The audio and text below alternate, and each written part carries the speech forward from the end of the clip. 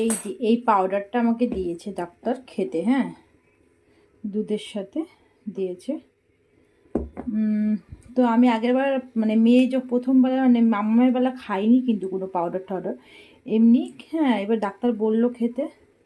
পাউডারটা ভালো, দুধ দিয়ে এটা জল দিয়েও খাওয়া যায়, দুধ দিয়ে খেলে একটু ভালো লাগে।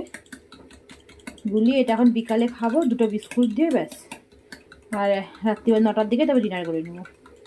বিকালে আছে কিছু খাবো না, খিদে পাচ্ছে না, গ্যাস গ্যাস হয়েছে, আমার ভালো লাগছে না শরীরটা।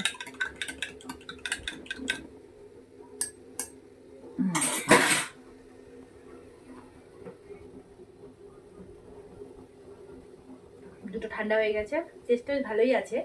যাদের গ্যাসের প্রবলেম হয় প্রেগনেন্সিতে, তারা না সকালবেলা 10টা থেকে 11টার মধ্যে দুধটা খেয়ে নেবে, সারাদিন হাঁটাচলা করবে, এতে কি হবে দুধটা হজম হয়ে যাবে। আমি